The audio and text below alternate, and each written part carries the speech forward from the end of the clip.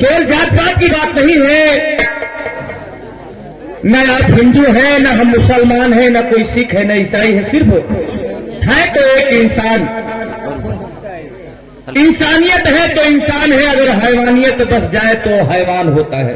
भाई रावण कौन है? रावण हम ही आप है। जो कुमारक के रास्ते पे पांव रखे वही रावण है। जो अच्छा काम करे वो राम की श्रेणी में है। आइए हम उस महान पुरुष को टैगोर के जरिए से याद करते हैं। अगर हम बच्चों से कहीं गुस्ताखी होती है, भूल हुई होती है या नादानी होती है तो हम सब क्षमा प्रार्थी हैं। आप दया के सागर हैं, हम सब क्षमा याचक हैं।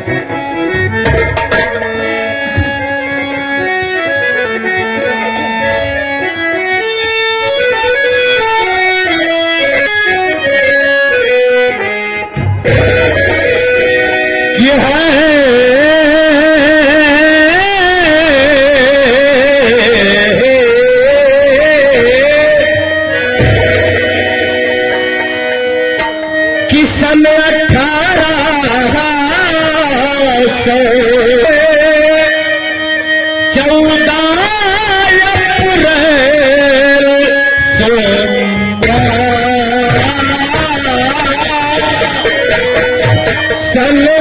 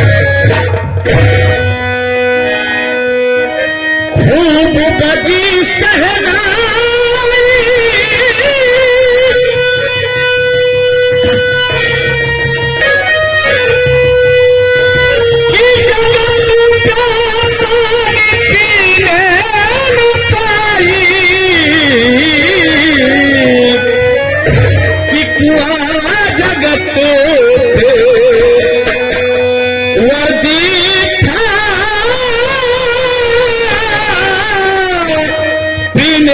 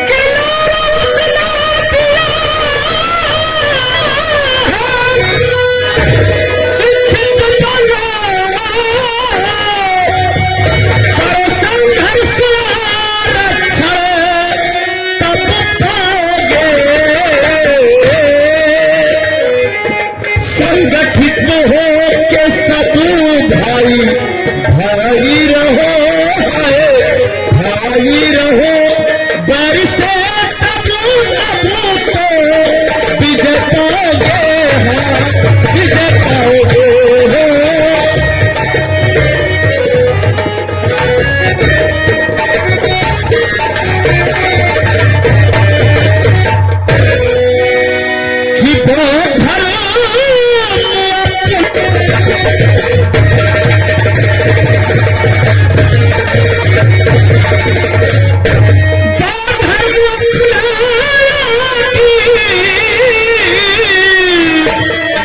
संविधान आया